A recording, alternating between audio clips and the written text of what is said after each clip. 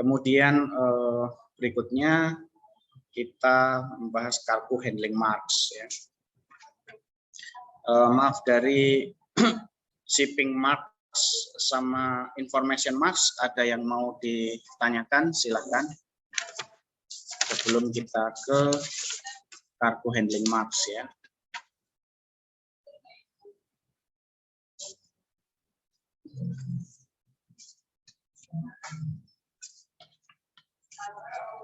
Oke, kita lanjut. Cargo handling marks ini using internationally recognized symbol for handling instruction, heavy cargo, perishable cargo, etc., and danger warning. Ya, jadi kita sudah biasa lihat di kemasan-kemasan itu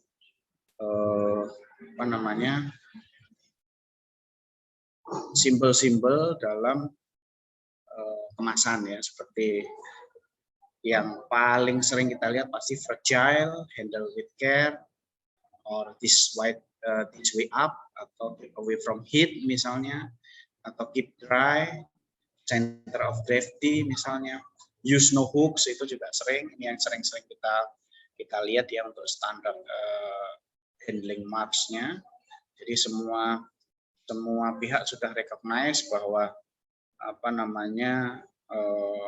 istilahnya fragile, handle with care itu logonya kayak gelas wine ini misalnya, jadi semua sudah harus paham bahwa itu barangnya fragile. This way up misalnya barangnya tidak bisa dibalik, itu pakai this way up, atau keep away from heat misalnya barangnya tidak boleh terekspos di luar, biasanya makanan ataupun yang sensitif ya, tidak bisa kena sinar matahari langsung. Juga biasanya logonya payung itu, umbrella itu untuk kargo yang tidak boleh kena air ya, atau hujan ya, air biasanya ya. Center of gravity juga yang biasanya harus ditempatkan di tengah. Kemudian ini ada contoh-contoh juga untuk cargo handling marks ya. Ada mungkin ratusan atau ribuan cargo handling marks yang biasa kita lihat, dan ada juga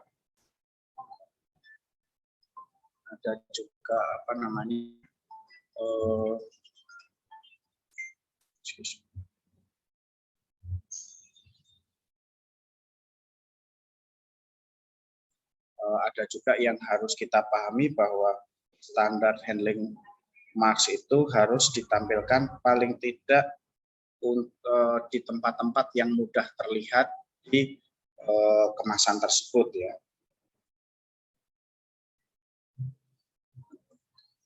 Di kemasan tersebut. Ini contoh-contohnya: keep away from cold, no hand traps here, nggak boleh ya. No stackable, stacking limitation by number misalnya. Do not drop, itu udah jelas biasanya do not drop itu, atau lebih spesifik ya, barangnya itu fragile misalnya, do not freeze ya.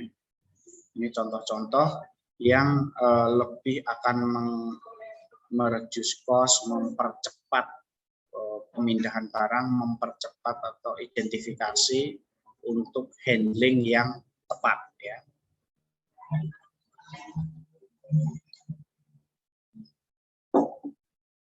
Nah, ini contoh yang tadi, cargo handling marks-nya tadi.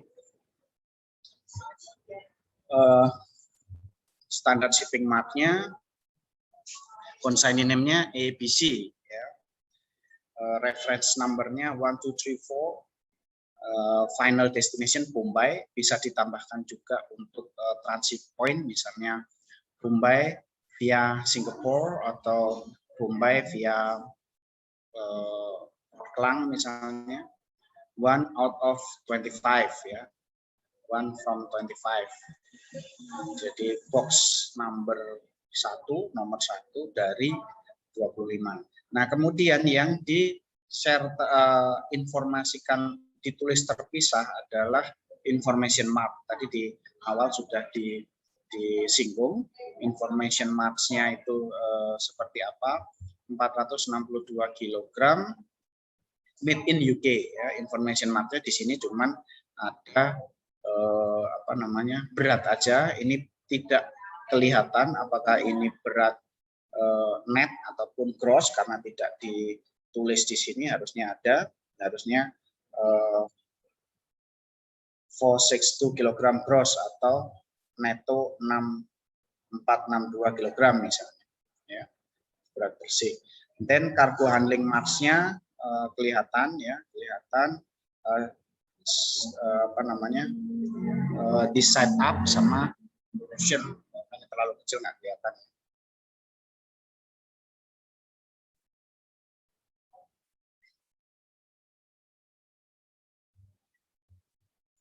Kemudian keywords-nya ya, keywords-nya untuk marking, markah atau shipping mark itu adalah big, bold, and brief ya. Big, mereka harus besar, kelihatan lah besar.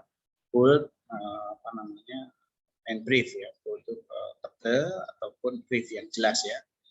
On cargo should be marked centrally on two side of the package. Ini standarnya ya, bisa bervariasi tapi standarnya adalah seperti ini. Should be marked centrally on two side of the package. Ya, harus dimarkah di tengah-tengah antara dua sisi package. Jadi depan belakang harusnya ya, depan belakang ada dua, jadi bisa dilihat dari depan, bisa juga dilihat dari belakang. Should be in character 5 cm high. Ini juga bervariasi karena tergantung besaran dari box tersebut. Kalau boxnya box standar yang karton kecil itu 5534 itu mungkin bisa 5 cm ya, tapi kalau misalnya boxnya lebih besar lagi tentu saja harus lebih besar biar bisa kelihatan. Should be preferably be stenciled using black ink ya. Jadi lebih dianjurkan, lebih disukai itu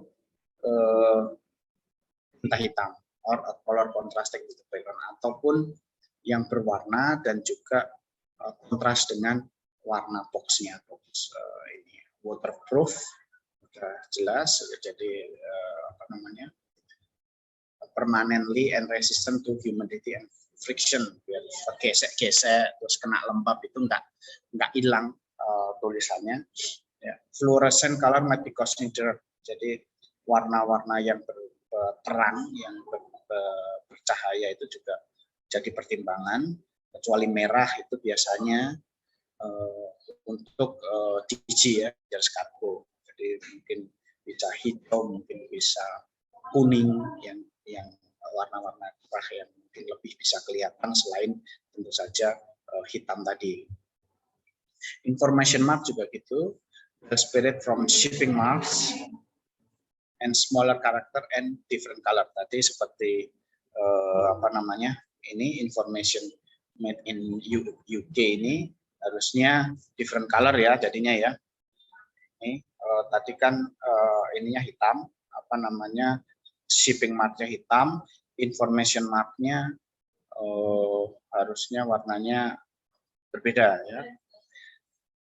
Information mark, well spirit from shipping mark udah benar, smaller karakter udah pasti lebih kecil. Kalau tadi misalnya apa, shipping marknya itu 5 cm, tentu saja information marknya bisa 3 cm atau lebih kecil lagi ya. Cargo handling mark should be located at the appropriate position of the package ya. AJ lifting point and center of gravity marks. Jadi kira-kira untuk apa namanya, untuk cargo handling marks tadi yang apa, tanda markah-markah untuk handling tadi ditempatkan di tempat yang appropriate, misalnya tempat orang itu atau cargo handler itu mengangkat barang tersebut, jadi biar dia bisa melihat juga dengan jelas. Contohnya lifting points ya, di tempat yang mengangkat, atau tengah-tengah di pengangkatan center of gravity marks ya.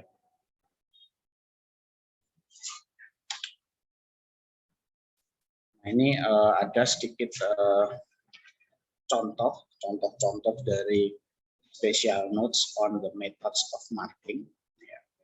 Unpacked item, IG iron box should be marked with a metal tag securely wired, ya. Jadi item-item yang apa namanya tidak terpacking, ya, seperti ironwork should be marked with a metal tag securely wired, ya. Itu harus di ini tandain, harus di metal tag, di tag, ya. Dan juga diikat secara kuat, ya. Should be marked on both sides where the contents can sift through a material such as, ini such as, ya, bukan such as, ya. Saya salah ketik. A material such as hessian, the marking should be done before filing. Jadi bulbs itu apa namanya, bulbs, ya, kayak karung-karung yang apa namanya, di press itu should be marked, harus ditandai di dua sisi, ya. Di dua sisi. Kemudian drums should be marked on the head, top and side. Jadi drum itu juga harus dimarkah dari dua sisi. Jadi top juga side-nya. Dan jadi dilihat dari atas kelihatan ada markingnya, dari depan juga kelihatan karena ada markahnya juga. Carboys, ya, carboys itu kayak large glass of bottle, to be marked with self-adhesive label onto opposite side. Ini udah jelas, ya, kayak botol atau gelas-gelas yang besar. Botol besar itu harus ditandai dengan self-adhesive label yang anti air, ya. Self-adhesive itu yang menempel, yang kuat, juga di dua sisi, ya. Jadi di dua sisi mereka sudah harus ditandai, ya. Oke, untuk apa namanya, untuk marking dan labeling cuman sedikit saja bahasanya. Silahkan kalau ada yang mau komen untuk shipping mark, untuk information marks, juga untuk cargo handling mark. Silakan sebelum kita latihan soal tentang marking, ya. Monggo silakan. Ada yang mau ditanyakan?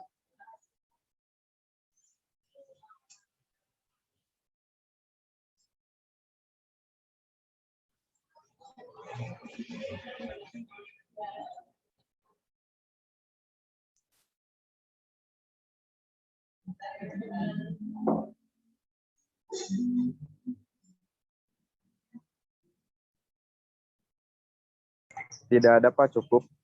Cukup, ya. Oke,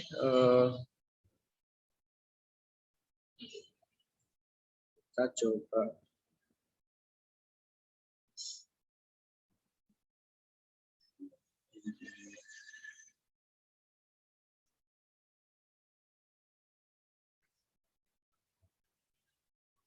Kita coba ada sedikit ini, ya,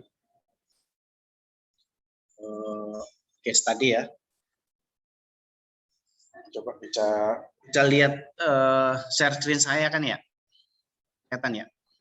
Bisa, Pak. Ya, kita ada case tadi, ya. Saya bacakan. Case tadi ini ada hubungannya dengan packaging, marking, and labeling, yang apa namanya, consignment of toys, fragile, ya, dianggap fragile toysnya, consigned by an exporter in Shanghai to Bandung. The toys was safety and securely packed, and the instruction "fragile, handle with care" were printed on the exterior on the package in Chinese language. The appropriate international symbol for such fragile cargo was not, however, displayed on the package.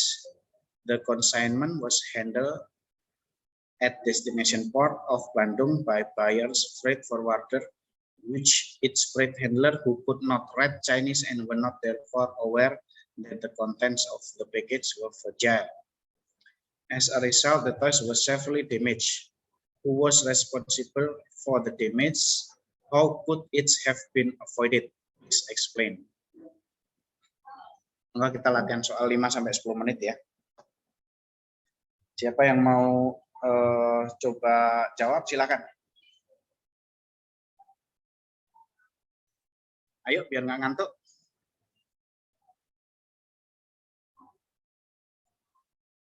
Mas Rizky, Mas Ekra, siapa lagi tadi?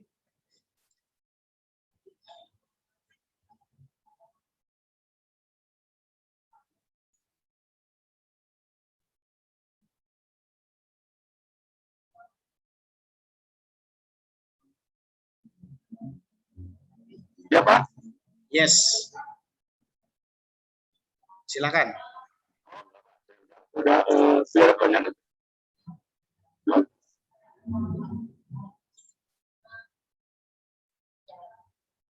Gimana, Mas?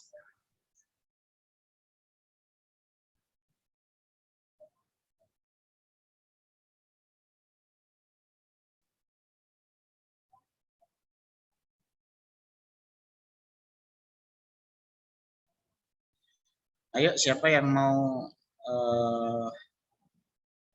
coba respon untuk case study seperti ini? Jadi pengiriman mainan yang fragile tersebut dari Shanghai ke Bandung rusak ya, dikarenakan tidak adanya karena handling instruction fragile-nya were printed on the exterior of the package in Chinese language. Kemudian karena kargo handlernya di Bandung tidak bisa bahasa China, jadi tidak aware bahwa barang tersebut fragile, jadinya barangnya dihandle biasa tanpa fragile handling, kemudian barangnya rusak. Ya, siapa yang bertanggung jawab dan bagaimana hal tersebut bisa dihindari? Silakan. Kalau Ya. yang harus bertanggung jawab itu sellernya, Pak. Gimana? Yang bertanggung jawab atas kerusakannya seller, Pak, karena harusnya kalau ada penanganan barang-barang mudah pecah itu harus ditulis dalam bahasa Inggris. Betul. Ya, berarti yang bersalah Sellernya, sellernya Pak. ya? Iya, Pak. Oke. Terus ada lagi, sorry Pak, siapa ini? Mas siapa? Ivan, Mas Pak. siapa? Ivan, Pak. Ya, oke. Betul ya jawabannya ya. Ada yang punya jawaban lain, silakan. Atau jawabannya sama, alasannya bagaimana, terus bagaimana cara kita menghindari. Ada Mas Reza, namanya sama kayak saya nih, Mas Reza Fayakun.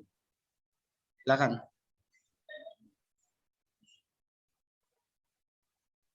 Iya Pak. Ya, gimana Mas? Menurut pendapat Mas Reza untuk case study ini? Kalau saya lihat di studi kasusnya, mungkin seller Pak. Soalnya itu kan kalau untuk labeling itu biasanya suka ada yang standar internasionalnya. Nah, mungkin dalam in English ya. Jadi kalau misalnya dalam Chinese, ya soalnya itu mungkin tidak semua mengerti. Itu Pak. Ya. Oke, rata-rata begitu ya. Satu lagi siapa Mas Ivan? Ada pendapat yang lain atau lebih melengkapi? Saya boleh Pak.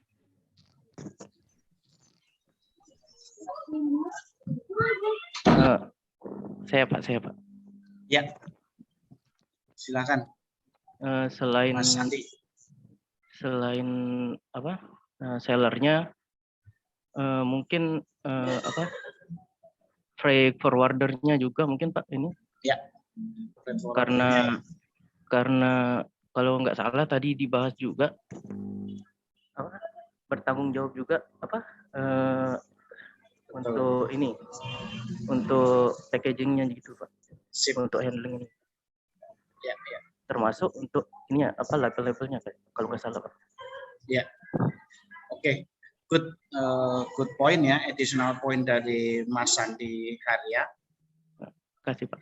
Ya, ada yang mau menambahkan lagi yang mungkin lebih komplit dan lebih panjang, karena kalau ada ujian seperti ini biasanya kita mesti jelasinnya runut ya, dari awal case-nya bagaimana, terus setelah itu apa yang harus kita lakukan, atau bagaimana cara mencegah atau mengatasi hal tersebut ya, biar nilainya juga bagus.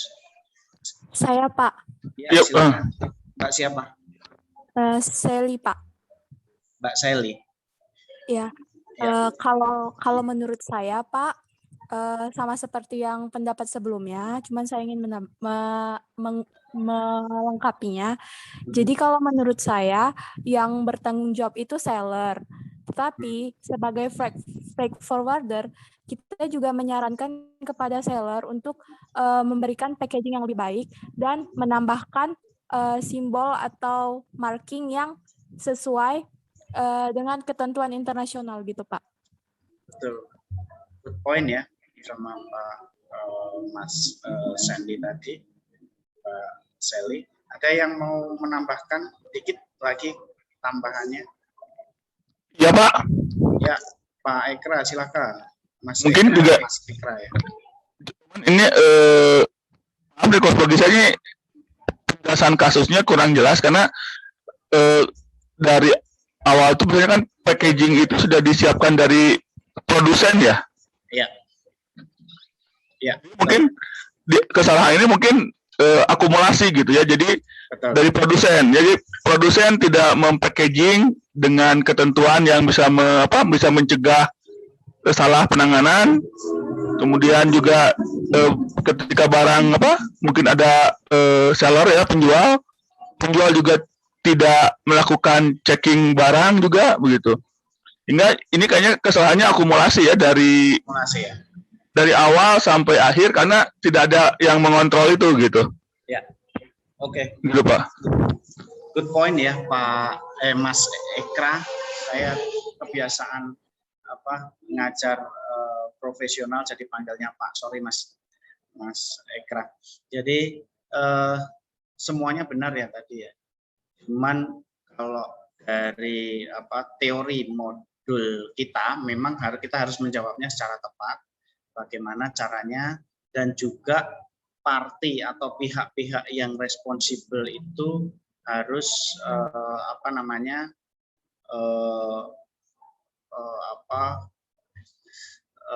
jelas ya.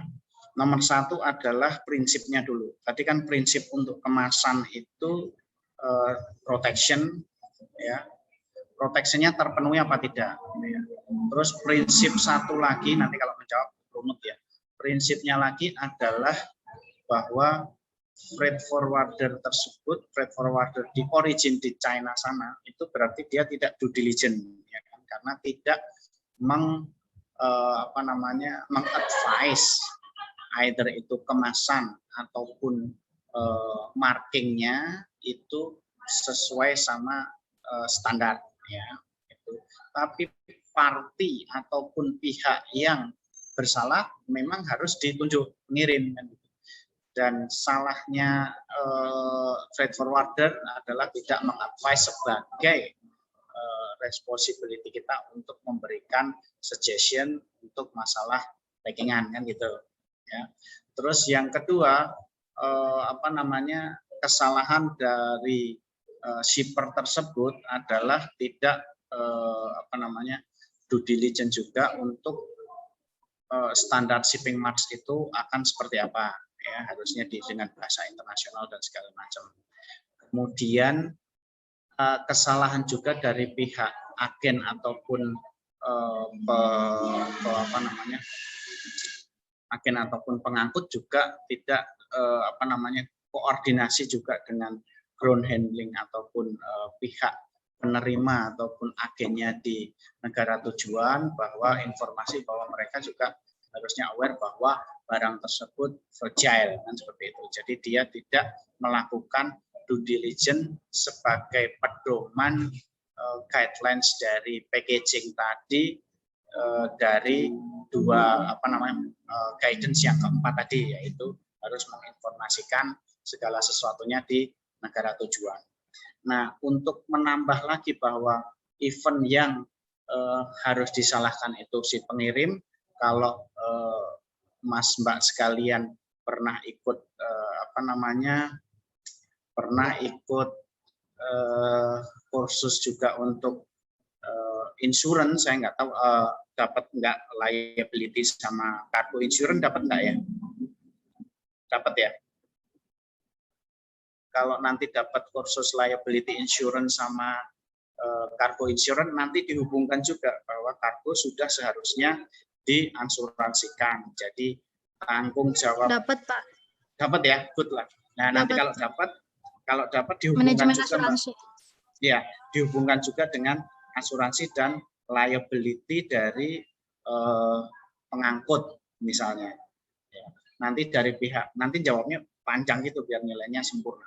Jadi misalnya antisipasinya bagaimana, kan di situ how could it have been avoided, bagaimana hal tersebut bisa dihindari kan gitu. Jadi nanti ditambahkan juga shipper walaupun bertanggung jawab tapi dia sudah mengcover dengan cargo insurance misalnya. Jadi agen pun bertanggung jawab sesuai batasan limitasi limitasi liability dari pengangkut berdasarkan kalau nanti dapat juga konvensi internasional sekian US dollar atau sekian SDR, itu akan membuat jawabannya sempurna. Jadi intinya memang sudah benar bahwa yang bertanggung jawab itu pasti pengirim karena domainnya pengirim. Kesalahan agen adalah tidak memberikan masukan yang benar, sama dia tidak juga due diligence pada saat menerima barang tersebut di port origin, tidak mengadvise bahwa standar shipping marks-nya itu belum benar kan gitu. Ya, jadi kalau bisa sebisa mungkin sebisa mungkin dijelaskan sepanjang-panjangnya, dihubungkan juga dengan modul-modul yang lain yang pernah dipelajari, itu nanti nilainya akan lumayan sempurna ya untuk menjawab study case. Jadi nanti mungkin ujian-ujiannya nggak jauh-jauh dari saling berhubungan antar modul itu. Yang jelas liability kita apa, responsibility kita apa, berdasarkan konvensi apa, itu akan lebih sempurna lagi. Gitu ya, saya kira ya. Kita untuk study case ini cara menjawabnya seperti itu, cara memberikan elaborasi akan lebih menambah nilai kita. Oke, itu contoh dari study case. Kemudian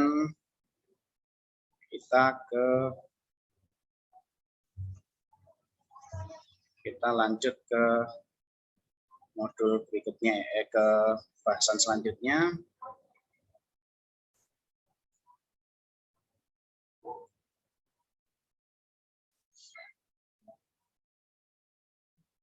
Dangerous goods ya.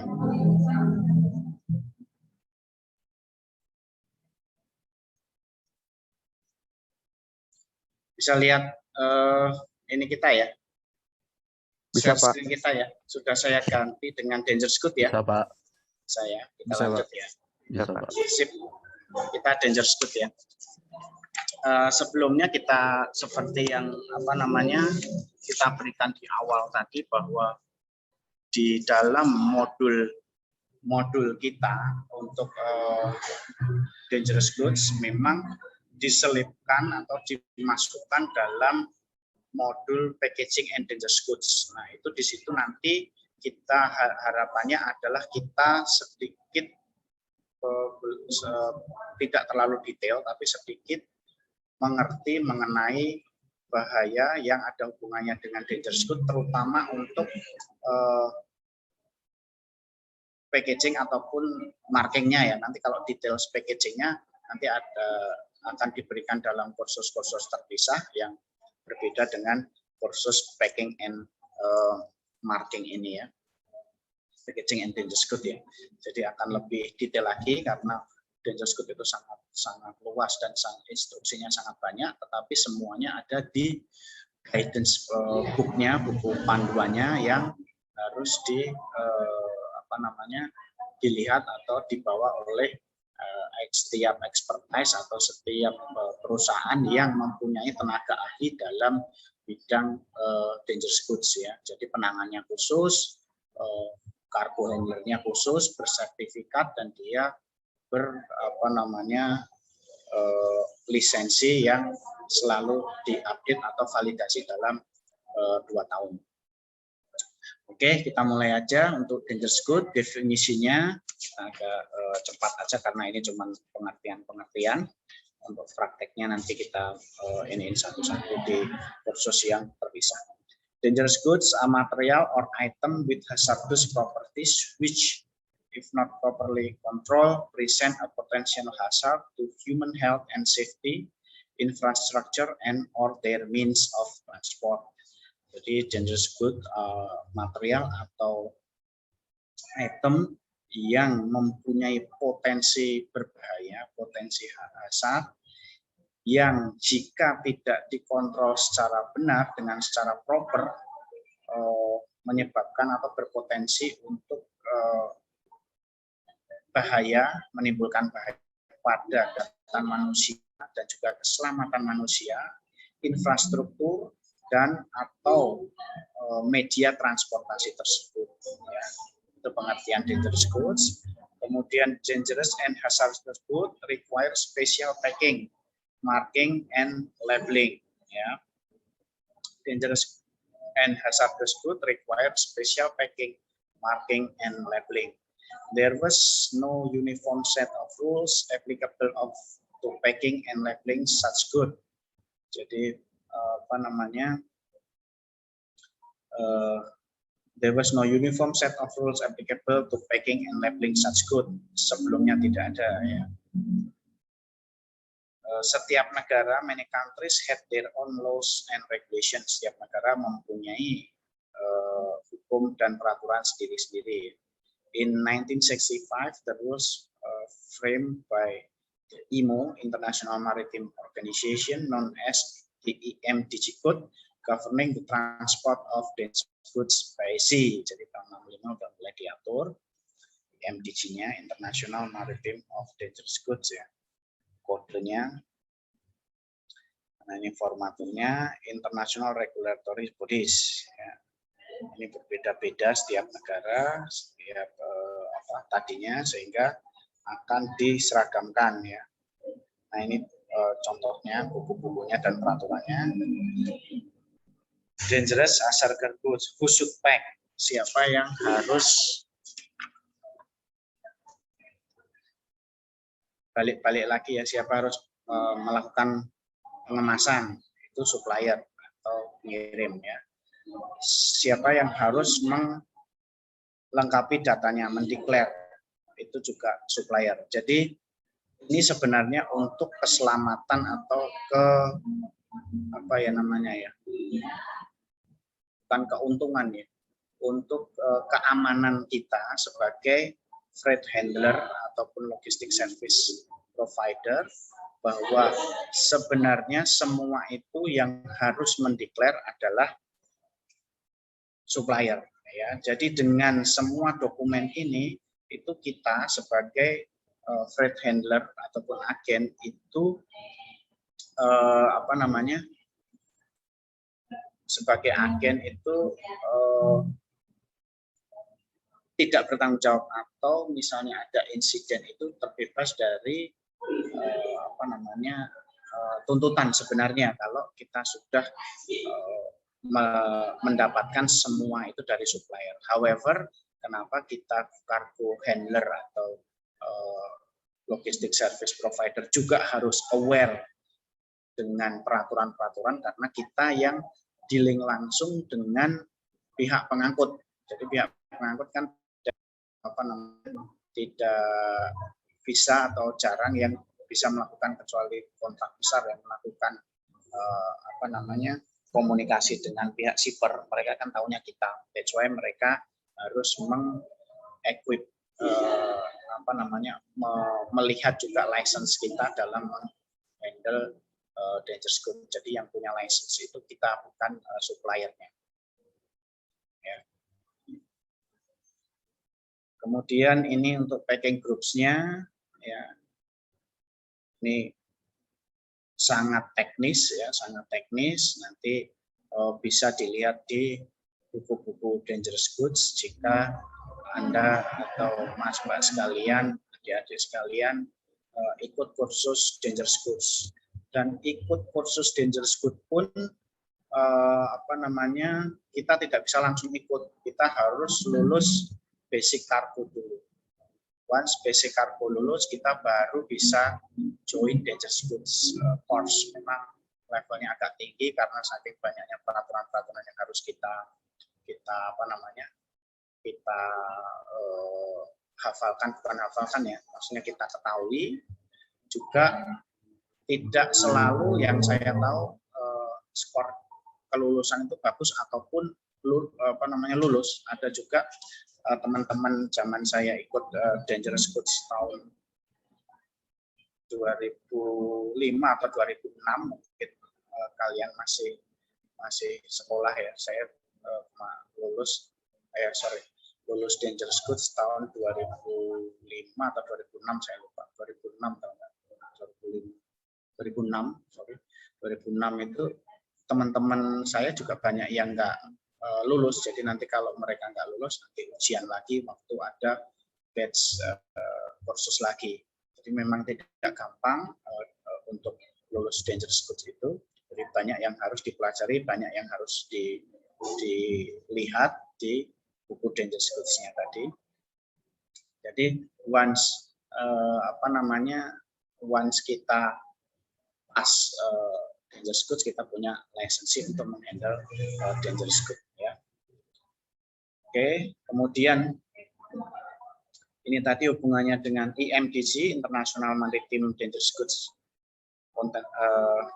Rules, itu concern pada packaging dan labeling, transportasi, storage and handling, different type of package for different type of goods, shipper responsible for packing, labeling and signing the necessary declaration. Freight forwarder should be familiar, should be familiar with the applicable rules and regulations so that they can provide the necessary assistance and guidance to shipper. Ini balik lagi ya, karena kita yang harus lebih familiar juga dengan rules dan regulasinya, jadi kita bisa act as advisor buat diskusi dengan shipper. Istilahnya kan shipper yang tahu jenis bahannya, jenis barangnya itu yang tahu speknya persis kan pengirim.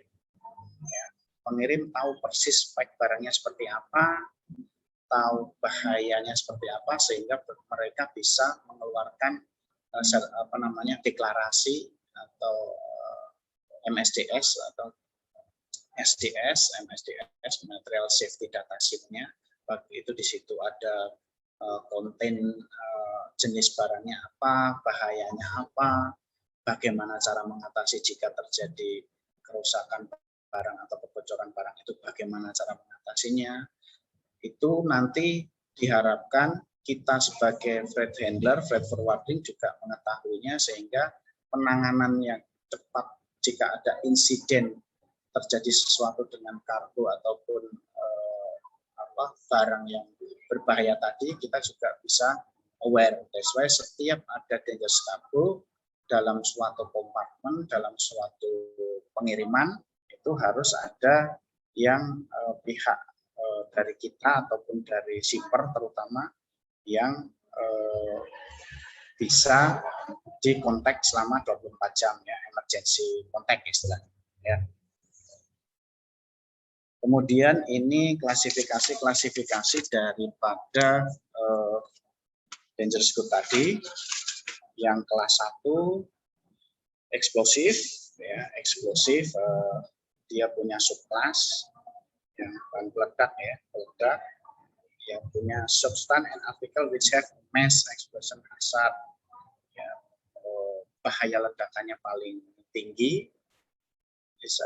Nanti contoh-contohnya mungkin ada di slide setelahnya, cuman itu sangat teknis ya. Kemudian kelas yang 1.2, kelas 1 yang kedua adalah substance and article which have a mass explosive hazard, ya, hampir sama, mungkin lebih rendah eksplosifnya daripada kelas 1.1. Dan 1.3 substance and article which have a fire hazard and either a minor blast hazard or a minor projection hazard or both but not a mass explosive hazard. Ini lebih rendah lagi kelasnya dari kelas 1.1 dan 1.2. Kemudian 1.4 substance and article which present no significant hazard, ya, walaupun eksplosif cuman mereka present no significant hazard. Jadi mungkin eksplosifnya nggak terlalu keras. Dan yang kelas yang berikutnya very insensitive substance yang sangat sangat sensitif ya, insensitive substance.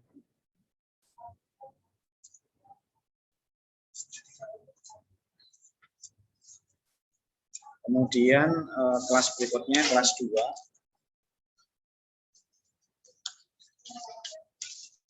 Kelas 2 gas ya. Gas itu juga dikategorikan sebagai DG kelas 2, compress, liquefy, or dissolve under pressure. Ya, compress, liquefy, or dissolve under pressure. Jika dapat tekanan, dia dissolve. Ya. Kelas 3 kemudian inflammable liquids. Inflammable liquids, jadi cairan ya, bisa meledak kayak inflammable liquids, bisa terbakar. Dia punya subclass lagi, low flash point group of liquids. Flash point-nya sangat rendah. Jadi yang kelas berikutnya intermediate, yang tengah-tengah ya, tidak terlalu rendah seperti kelas 3.1. Lebih tinggi lagi di kelas 3.3 high flash point group of liquids. Kemudian kelas 4.1 inflammable solid ya. Inflammable solid kelas 4.2 or substance liable to spontaneous combustion. Jadi dia spontan ya, combustionnya secara spontan. Kelas 4.3 inflammable solid or substance which in contact with the water emit inflammable gas. Jadi yang inflammable solid ini seperti tadi di chapter packaging, Mas siapa tadi yang nanya masalah kemasan barang dari militer misalnya, ini banyak yang dikategorikan sebagai inflammable solid ya, kayak misalnya peluru mungkin ya. Nanti coba ada contoh-contohnya ya. Dan packingannya akan seperti apa. Kemudian kelas 5.1 oxidizing substance. Dia punya subclass juga organic peroxide. Ini juga sering kita lihat ya, organic peroxide itu banyak di pabrik chemical. Kemudian kelas 6.1 poisonous toxic substance, infectious substance. Ini banyak di kesehatan ya, di bidang kedokteran juga, zat-zat virus ataupun segala macam, infectious substance. Kemudian kelas 7 radioactive substance kayak nuklir dan sebagainya. Kelas 8 korosif itu yang menimbulkan karat. Kemudian yang kelas 9 ini kelas yang belum ada di kelas 8, di 8 kelas yang sebelumnya, miscellaneous dangerous substance. Jadi item-item kargo-kargo lain yang punya potensi bahaya yang belum ada di 8 kelas sebelumnya. Ya, itu tadi di MDG memberikan kelas-kelas sesuai dengan klasifikasinya ya. Ini contohnya tadi, maaf, yang tadi bahan peledak, dangerous goods-nya, bahan yang mudah meledak, contohnya seperti tadi, seperti mungkin ditanyakan untuk packaging-nya bagaimana, dynamite, TNT, nitroglycerin, senjata, amunisi, peluru, kembang api. Nah, kalau kita mau tahu how to pack barang-barang seperti ini, instruksinya ada di buku Dangerous Goods yang ketika kita ikut kursusnya, kita akan bisa melihat cara packagingnya. Tidak semua pabrik, tidak semua pengirim bisa mempacking dangerous goods yang terutama yang kelas 1 ini karena saking sensitif atau berbahayanya, dan juga standarisasinya juga ditentukan oleh pihak-pihak yang berkompeten ya. Gambaran bahayanya kebakaran dan bahaya ledakan besar, kebakaran tetapi tidak ada bahaya yang berarti, itu yang kedua ya. Tadi akan ada 2, tindakan langsungnya minta bantuan pemadam kebakaran untuk memadamkan api. Kemudian yang kelas 2 bahan gas ya, flammable gas. Bahan gas termasuk gas yang mudah dikompresi, baik itu gas mudah terbakar, gas tidak mudah terbakar ya.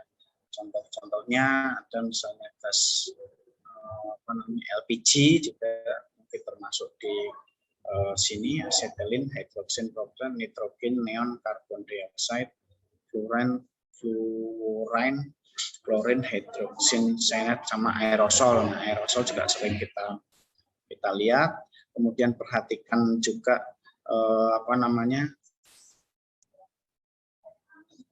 logo-logo ataupun handling marks-nya di sini atau information marks-nya itu flammable gas 2, maksudnya 2 itu kelas 2 ya. Kelas 2 flammable gas. Ya, gambaran bahayanya terbakar bila ada kebocoran bertekanan tinggi mengakibatkan ledakan dan beracun bila terhirup. Ya. Sama tindakan langsung untuk minimalisir bahaya, minta bantuan pemadam kebakaran. Nah, ini yang ketiga, jaga jarak minimum 25 meter itu relatif. Kalau misalnya kebakarannya besar, tentu saja kita tidak bisa menjaga jarak sedemikian dekat ya. Jadi tergantung juga, ini sangat relatif. Kalau bahayanya kecil baru mungkin. Yang 3 ini yang sering kita lihat di jalan mungkin ataupun di pompa bensin ataupun pompa BBM. Itu bahan cair yang mudah terbakar. Ini demikian juga dengan handling marks atau information marks di sebelah kiri. Itu gambarnya flammable liquids, ada tulisan angka 3, maksudnya kelas 3 ya. Dan tandanya merah seperti tadi dalam handling ataupun information marks itu warna merah digunakan merely untuk dangerous goods ya. Contohnya diethyl ether ya, diesel, solar, paint, cat, alkohol, kerosin, parafin. Nah, paint itu sebenarnya juga sudah termasuk bahan cair yang mudah terbakar, cat itu. Tapi mungkin pada prakteknya di Indonesia jarang sekali pengangkutan cat yang umum menggunakan transport sesuai dengan dangerous goods regulation ya. Jadi kita masih model-model cowboy, masih berani lah istilahnya orang tracking kita untuk mengangkut cat dengan pengangkutan general cargo ya. Oke, kemudian yang kita cepat aja ya, waktunya tinggal 20 menit. Kelas 4 ya. Kelas 4 bahan padat mudah terbakar, contohnya korek api, fosfor, kalsium, magnesium, sodium, potasium. Nah, korek api ini maksudnya korek api yang zaman dulu itu ya, yang apa namanya, masih pakai pentol korek itu ya. Fosfor, potasium, bahan padat yang mudah terbakar akibat gesekan. Secara spontan dapat terbakar, berbahaya bila basah. Gambaran bahaya mengeluarkan uap yang dapat terbakar. Minta cara penanggulangannya meminimalisir bahayanya, minta bantuan pemadam kebakaran, dan jangan gunakan air dalam segala situasi. Ini kemudian bahan yang rentan oksidasi. Ini sesuai sama logonya kelas 5, ada 5.1 dan 5.2. Bahan yang 5.1 tadi bahan yang terkena oksigen mempunyai daya rusak oksidasi, dan juga bahan organik peroksida, organik peroksida ya, kalsium, klorat, amonium nitrat, hidrogen peroksida, potasium, permanganate, benzoil peroksida, sama organik peroksida. Mudah terbakar, gambaran bahayanya mudah terbakar bila terkena, bereaksi dengan kuat dengan bahan lain, tindakan langsung untuk meminimalisir bahaya, minta bantuan pemadam kebakaran untuk memadamkan api, dan jangan gunakan api dalam segala situasi. Kemudian kelas 6, ya. Kelas 6 ini bahan beracun dan menular, bahan beracun ataupun zat beracun, diatur oleh WHO ya. Ya, pestisida dan rabies, maksudnya vaksin ya, toksik ya. Kemudian kelas 7 itu radioaktif ya, uranium, plutonium itu bahan atau zat maupun kombinasinya yang mengeluarkan sinar radiasi sehingga membahayakan bagi manusia, binatang, dan barang. Bahaya radiasi dan berbahaya bagi kesehatan. Isolasi area, jangan sentuh, dengan jaga jarak minimum 25 meter. Ini juga bervariasi, cuman instruksinya memang minimum 25 meter ya, bukan maksimum ya. Kemudian korosif ya, bahan atau zat yang dapat melarutkan jaringan organik atau menimbulkan korosi karat pada logam, asam sulfat, asam klorida, alkali, kalium, hidroksida, alkali, natrium, hidroksida, kayak garam juga ya, asam sulfat gitu ya. Kemudian berbahaya bagi kulit dan logam, tindakan langsung untuk meminimalisir bahaya, hindari kontak langsung dengan kulit, korosif ya. Kemudian nah ini yang agak banyak, kelas 9, bahan atau barang lainnya yang dianggap berbahaya, gunting, pisau atau cukur, pisau atau cutter, obeng, dan lain-lain. Gambaran bahayanya menghasilkan gas yang dapat terbakar dalam jumlah yang kecil, mempengaruhi sistem navigasi, mengakibatkan kekurangan oksigen, bahaya yang tidak tercover dari kelas yang lain, bahaya yang tidak tercover. Ini sering kalau untuk penerbangan ya, kita sering diambil barang-barang yang kelas 6 ya. Kita lanjut dulu ya sebentar, setelah slide selesai baru kita ada sedikit komen atau tanya jawab. Ini segregation, ini bayangan yang dari tadi, kemudian ini contoh-contohnya ya, contoh-contohnya kontenernya akan seperti ini. Dangerous good, logo-logonya.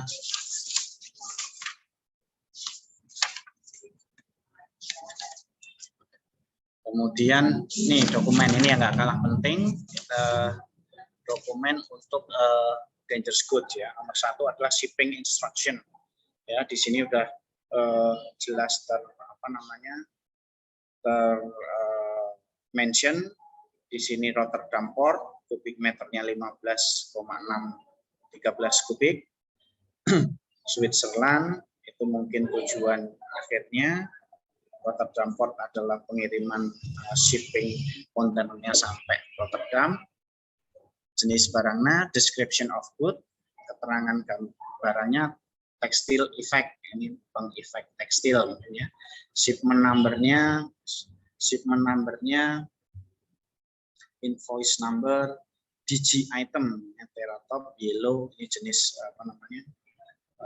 item diginya, UN number ini nomornya, kelas 9, packing group 3.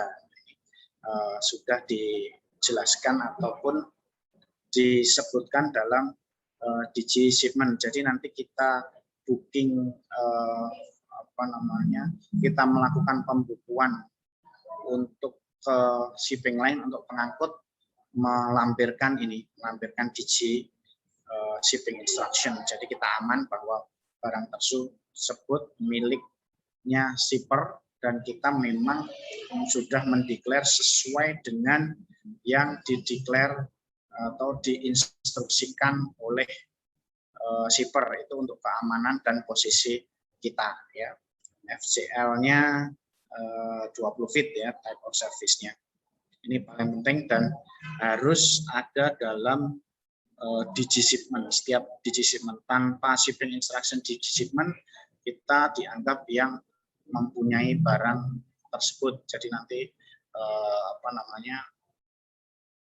jatuhnya liability untuk barang tersebut ke pengangkut, ke agen, ya, jangan sampai itu terjadi. Makanya kita harus mendapatkan shipping instruction digi juga dari pengirim. Ya. Ini yang harus dilampirkan juga safety data sheet. Nah, biasanya dari pihak pabrik atau dari pihak manufaktur yang mengeluarkan, ya, mereka mempunyai tim juga yang untuk teknis yang untuk menentukan atau mendapatkan jenis-jenis barang itu sesuai dengan peraturan regulasi internasional sehingga mereka bisa mengeluarkan safety data sheet ini. Material safety data sheet namanya sama dengan data sheet.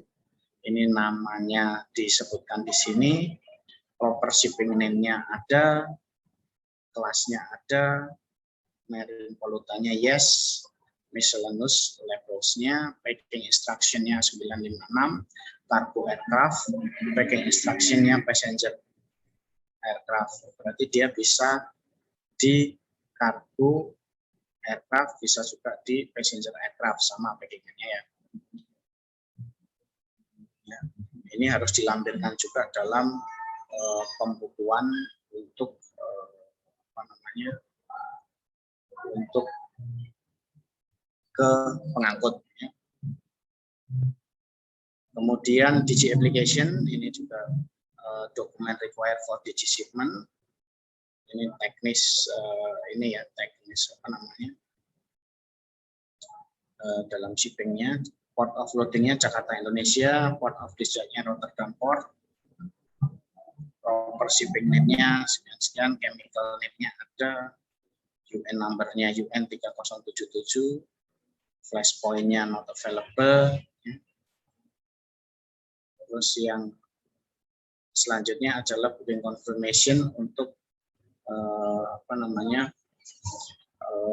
dangerous good ya. Ini nanti dari pihak pelayaran juga mengeluarkan booking confirmation-nya untuk digi ya. Di sini dangerous detail ya, sudah ada dangerous detailnya, outer packaging. Jadi pihak pengangkut pun juga mempunyai tim yang berlisensi mengangkut dangerous goods. Jadi mereka juga connect jadinya sama agen juga paham, punya license digi, shipper paham dengan barangnya, pihak pengangkut juga punya digi officer yang paham juga dengan how to transport their digi cargo. Makanya mereka juga bisa mengeluarkan booking confirmation untuk digi ya. Kemudian yang terakhir adalah digi declaration ya. Ini juga harus ditampilkan dalam pengangkutan dangerous good. Nanti digi declaration ini desain sama pengirim. Jadi kita kita tampilkan dalam bukti pengiriman, dengan bukti pengiriman bahwa shipper sudah menandatangani digi declaration ini. isinya sama, isinya seperti shipping instruction tadi, dan di sini mereka menandatangani, menggarisbawahi ini merupakan barang mereka yang dia declare di sini sebagai DG. Ya. Contohnya bill of lading dari pengiriman tadi, textile effect-nya, shipment, DG itemnya selalu dituliskan di semua dokumen DG ya, termasuk PL-nya.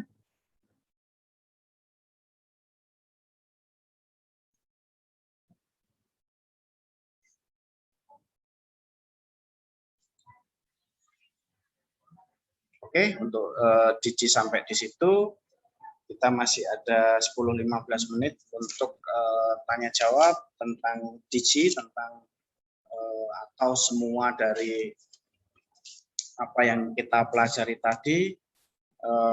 Kalau bisa kita jawab sekarang. Kalau belum, nanti kita cari tahu dan mungkin kita akan berikan di jawabannya di lain kesempatan. Silakan, kita masih ada 10-15 menit ya Mbak Iya ya.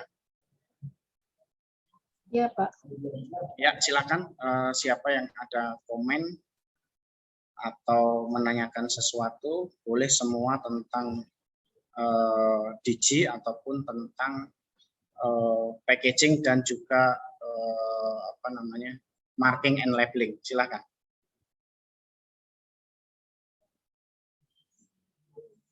Ada yang mau ditanyakan?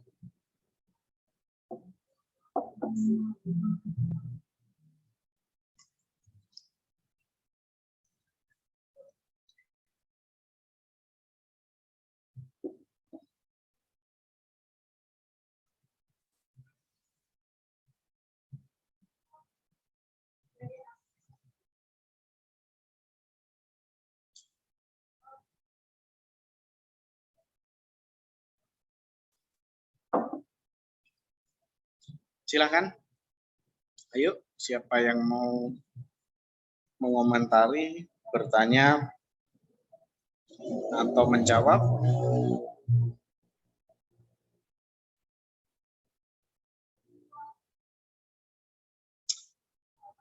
Ada nggak nih? Atau jangan-jangan sudah pada... Ya, ada yang mau ditanyakan?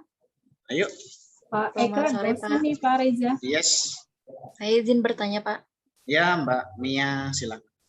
Baik, terima kasih Pak. Sebelumnya perkenalkan, nama saya Mia Aziza, saya dari kelas D3 Administrasi Logistik. Di sini saya izin bertanya Pak, kan consignee itu dapat mengajukan tuntutan ya Pak kepada pengangkut gitu atau freight forwarder, di mana misalnya terjadi kerusakan atau hal lainnya yang tidak diinginkan gitu Pak. Nah, namun apabila terjadi karena force major gitu Pak, semisal dalam hal ini pihak mana gitu Pak yang lebih dominan dalam mengatasi masalah tersebut gitu Pak untuk kerusakan barang yang dikirimnya, entah itu dari pihak shipper atau dari pihak freight forwarder itu sendiri Pak. Ya. Terima kasih Pak. Ya, terima kasih Mbak Mia. Saya coba jawab untuk kerusakan force major, even untuk insurance coverage pun kebanyakan di-exclude ya, kecuali ada kelas-kelas tertentu, cargo clause tertentu dari insurance itu. Jadi mengacu pada konvensi internasional, jikalau barangnya itu rusak atau hilang karena force major, liability kita juga terbatas. Liability kita, tanggung jawab kita pun harus kita harus dibatasi dengan konvensi tersebut. Misalnya begini, misalnya kalau kita bicara klaim ya, misalnya kita bicara klaim barang rusak di tujuan. Nah itu kan investigasinya mulai dari awal. Jadi dari tujuan klaim ke shipper, shipper klaim ke agen kan subrogated juga ke pihak pengangkut, karena kan kita agen kan kita indirect transporter ya istilahnya, bukan yang mempunyai angkutan. Nah, dari situ kan bisa dilihat nanti irregularity-nya di mana, kerusakannya itu terjadi di mana. Misalnya kan kita kan ada tanda terima barang. Misalnya barang itu rusak selama di pengangkutan. Pada saat penerima di sana melihat barang paling enggak misalnya kelihatan, misalnya kerusakan packingannya itu sudah kelihatan, pasti ada remarknya di situ. Misalnya kemasan rusak, kemasan basah, atau kemasan mungkin starting investigasinya bisa dari situ.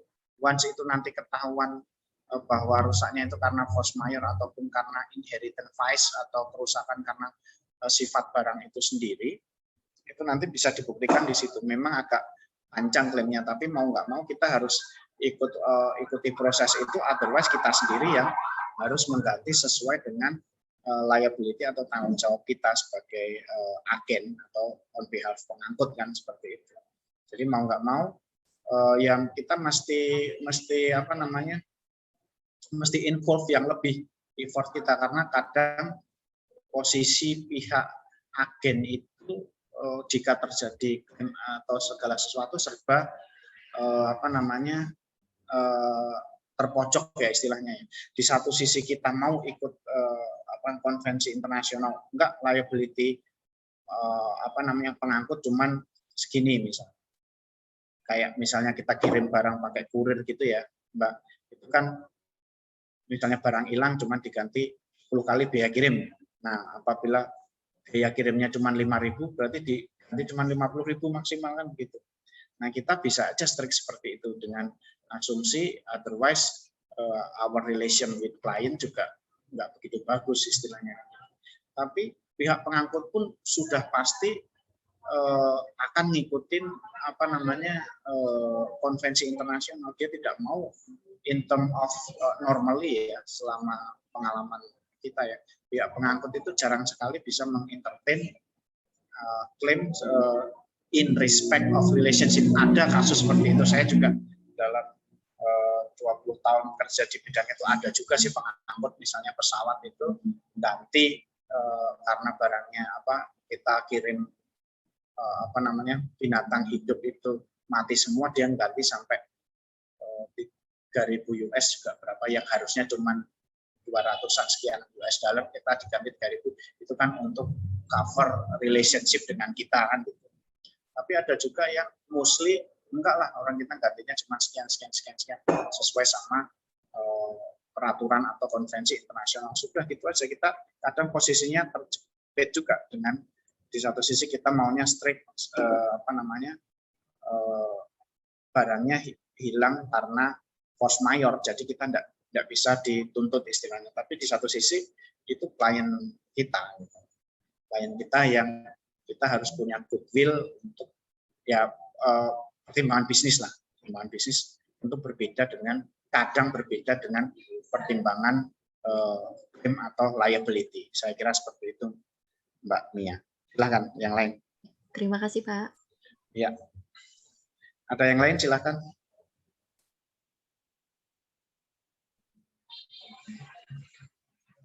Oke, jika tidak ada yang lain, saya kira waktunya kita on time, kurang 3 menit lagi. On behalf Alfie Institute, kami mohon